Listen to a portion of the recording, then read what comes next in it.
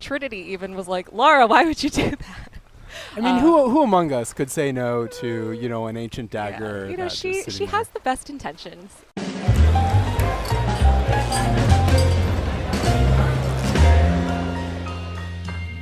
Hey everybody, welcome back to PlayStation Underground. You got Kristen and Zach here, and we are diving around literally in Shadow of the Tomb Raider out Yes, we September are. 14th. So I was so excited to play this game because this is the first time in a long time that Lara has been able to swim in a Tomb Raider game. I remember in the classics it was always a huge deal, her diving into a tomb, going around, but look at this underwater traversal right now. Yeah, this looks awesome. We saw, so this was your second time playing the game, Second time, right? yes. So I got to play a good stretch of it, about 3-ish hours, I would say, this time. Okay. Get a little bit into the game, and Lara is definitely a Tomb Raider at this point. Like she knows what she's doing. She is surviving, and she's just like a predator, hunting down Trinity right now, trying to continue to save the world. Gotcha.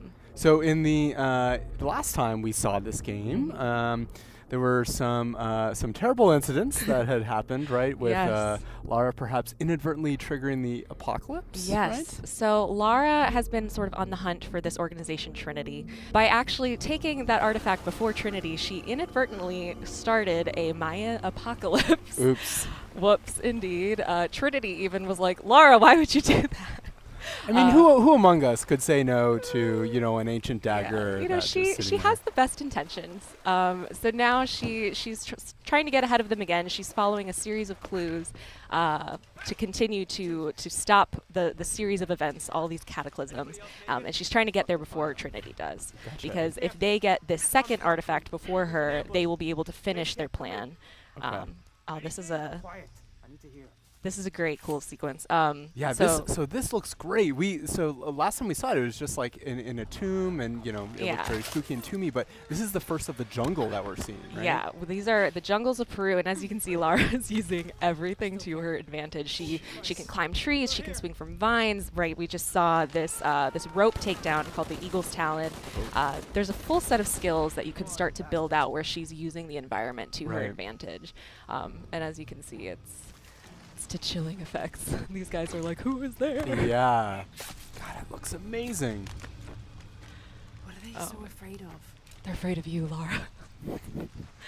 But yeah, she definitely has grown a lot throughout the series. You know, in this sort of rebooted trilogy, you know, she started out as this unsuspecting college, graduate. She didn't really know much about this side of the world. In Rise of the Tomb Raider, she was just starting to learn how to survive. What was that? Lara does not know what that is. Okay, Neither does Trinity. good. So yeah, Peru has a lot of mysteries. Has a lot of different creatures in the jungle. A lot of different people that she might interact with. So she's not just trying to hunt down Trinity. She's also just trying to survive Right. nature, survive potentially the locals. Yeah. Not everyone's happy that she's in Attention, Peru. Dr. Dominguez. Camp set up near abandoned oil factory outside a village. Of course, you're finding artifacts Uh-huh. right throughout this. Okay.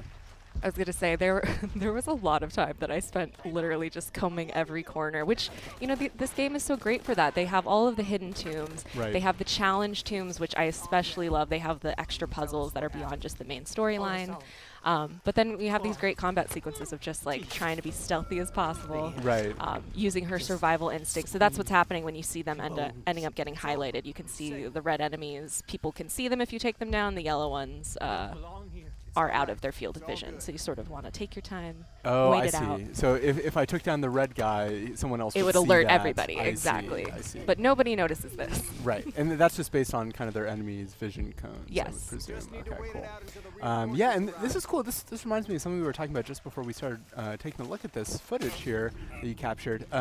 Is that there's a lot of customization options for kind of Yes. how So- assisted the player is, right? Yeah, so for I believe the first time in this series, I had never really seen this level of customization before. You can change your difficulty settings for different aspects of the game. So it's not just set to an easy, normal, hard for the overall game. You can set it to that you want your combat to be hard, your combat to be super... Not a silencer. Mistakes were made. I think what happened actually is Oh, that no. he had heavier armor, so the Ooh. shot hit his helmet. So you also have to take into account what level of armor people have and like what will affect them. Fascinating. So yeah, so you can change the puzzles, traversal, and combat to be differing levels of difficulty. So if you're super into the puzzles, you don't want any help, any hints, you can set that to hard.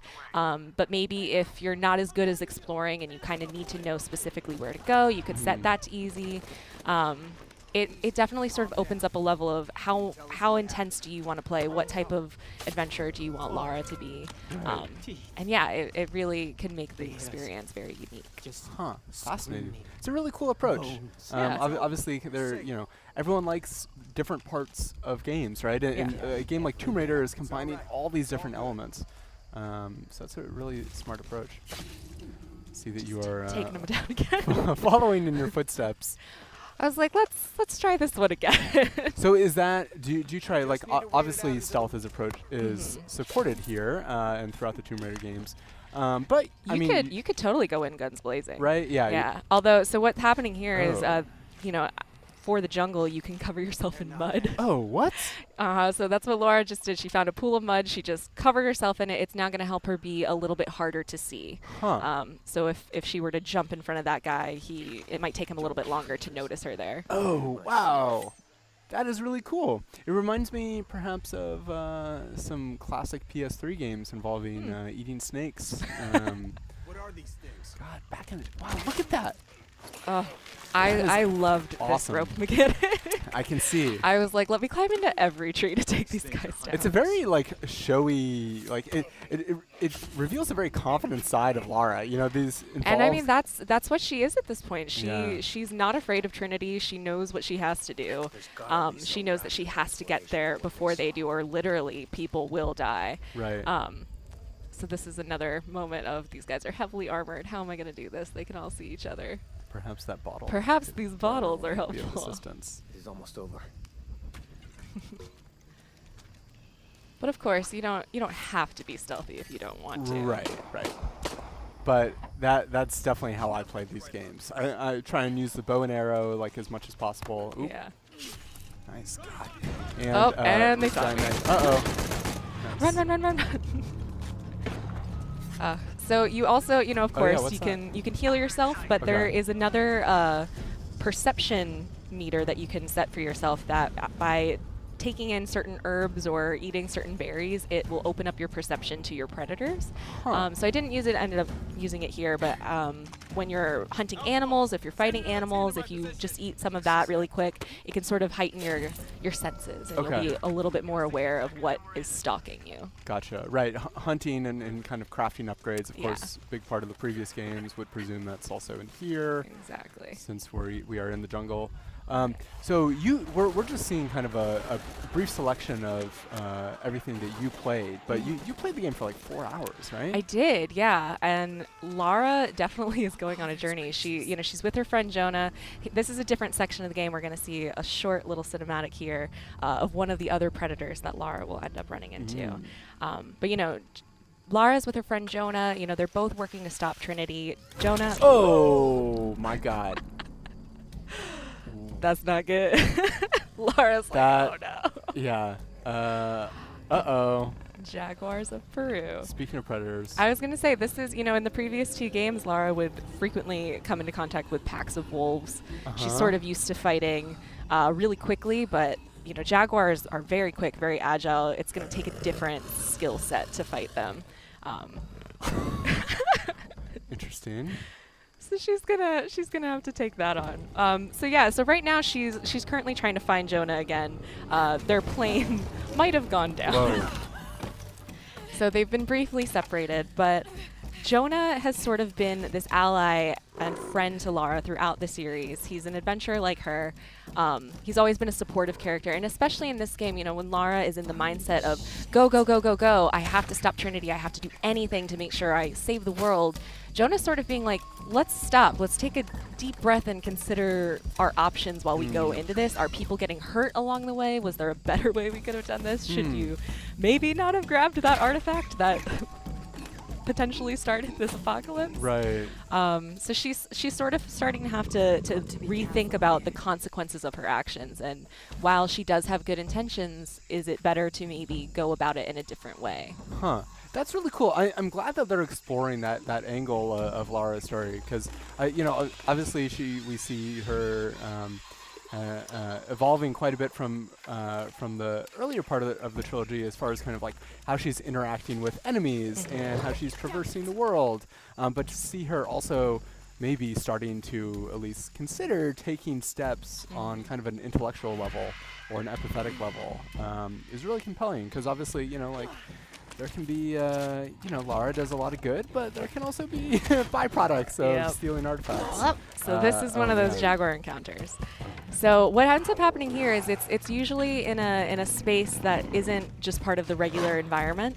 So you sort of have to take a look around. So in this one, there wasn't really any trees that I could climb, but there was another encounter later on where it strongly encouraged you to use trees. Okay. The Jaguar is absolutely going to move in and out and sort of stalk you and come out and surprise you. So you really have to be paying attention, listening for what direction it's going to come from.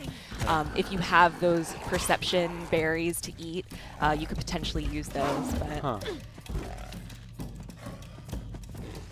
So how many encounters with Jaguars did you have? I ended up having 2. Okay.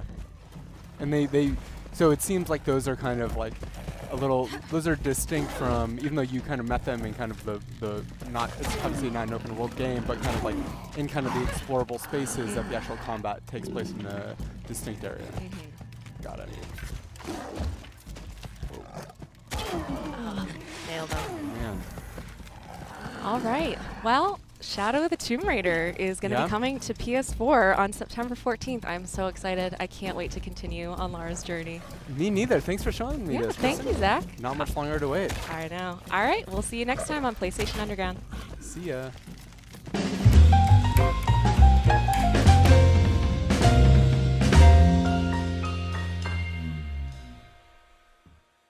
PlayStation